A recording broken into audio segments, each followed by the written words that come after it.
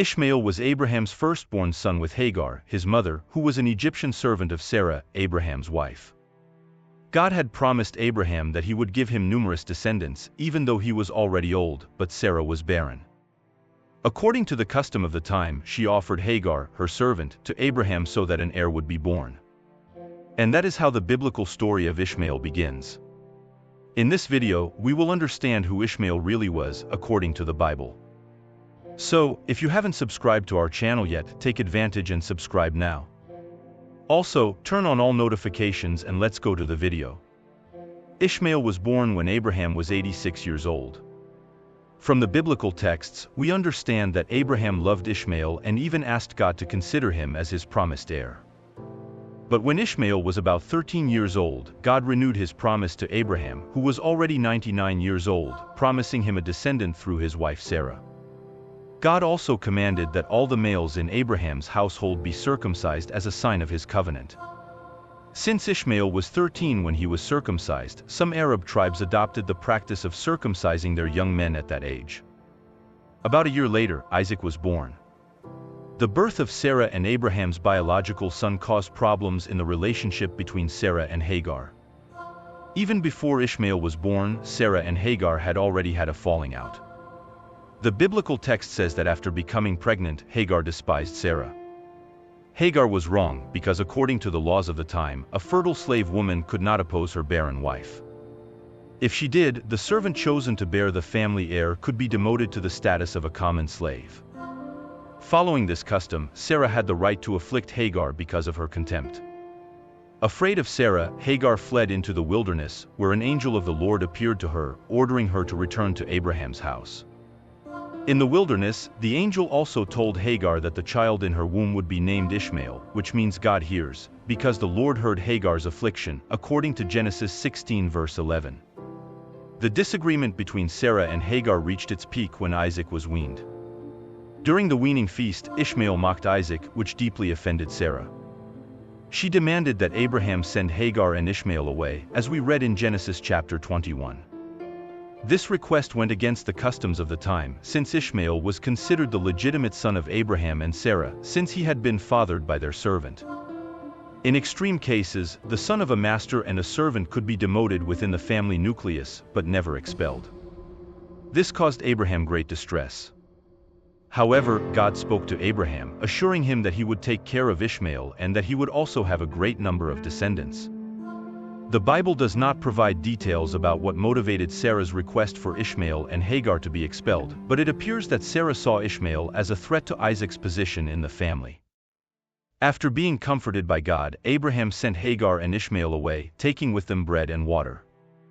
At some point, the water ran out and Hagar thought they would both die. The Bible records that Hagar placed Ishmael under a tree and walked away so as not to see him die. Many people imagine that Ishmael was still a young boy at this time, but he was probably already a teenager of about 16 years old. Also in Genesis chapter 21, we read that God came to the aid of Hagar and Ishmael, renewing his promise that Ishmael would become a prosperous man.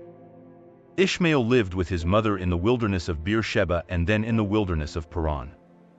Although Isaac remained Abraham's sole heir, Ishmael and Abraham's other children outside of his marriage to Sarah benefited from him, as we read in Genesis chapter 25. This means that both Ishmael, Hagar's son, and Keturah's children received material goods from Abraham. Despite the disagreements between Ishmael, Isaac, Hagar, and Sarah, the Bible does not record any further conflicts between Ishmael and Isaac in their adult lives. The two appear together in Genesis chapter 25 as being responsible for Abraham's burial in Machpelah.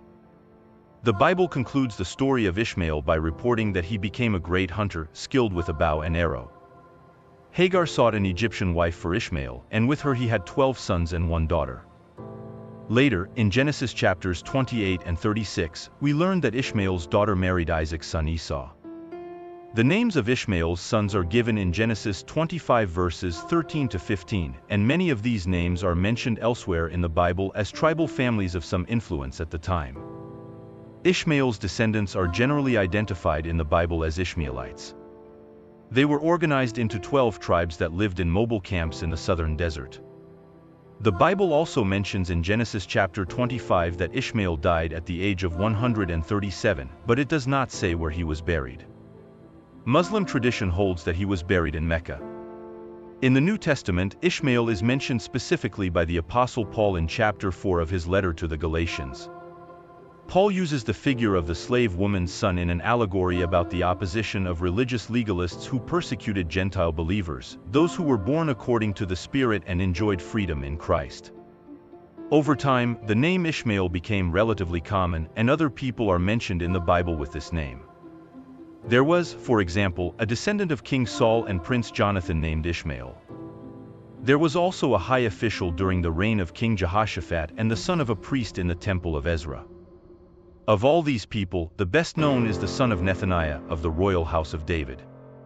This Ishmael killed Gedaliah, the governor of Judah appointed by Nebuchadnezzar, as we read in the second book of Kings, chapter 25, and in the book of the prophet Jeremiah, chapters 40 and 41. In conclusion, we can highlight some key points about the story of Ishmael in the Bible. Ishmael was not the son God promised to Abraham, but God still cared for him. It was the Lord who chose Ishmael's name and destined him for greatness, even though he was outside the covenant. Ishmael was blessed with a large line of descendants who were also organized into a tribal structure of 12 clans, just like the descendants of Isaac. Ishmael's character was described by God, emphasizing the nomadic life of his descendants and the opposition that his people would put up against the children of the covenant. In time, Ishmael's descendants joined the Midianites, who were also descendants of Abraham through Keturah, so that in several biblical passages the Ishmaelites and Midianites are basically the same people. Today, the Arab people trace their descent back to Abraham, mainly through Ishmael. Finally, the story of Ishmael in the Bible goes beyond a simple biography. In contrast to the story of Isaac, it reveals much about God's work and the outpouring of His grace in the history of redemption. Ishmael was the natural birth of two fertile people, Abraham and Hagar, while Isaac was the supernatural birth that revealed God's great power in causing a 90-year-old barren woman to bear a son. This helps to explain Paul's indirect reference to Ishmael in the New Testament as a figure of one born according to the flesh, in contrast to one born according to the Spirit. First of all, if you enjoyed this content and want to stay up to date with more incredible stories like Ishmael's, don't forget to subscribe to our channel. Click the subscribe button and activate the bell to receive all notifications of our next videos. Oh, and leave a like, because that really helps the channel to grow and bring you more content that you love. Your participation is essential for us to continue exploring and sharing these fascinating stories from the Bible. So, don't waste any more time and join our community right now.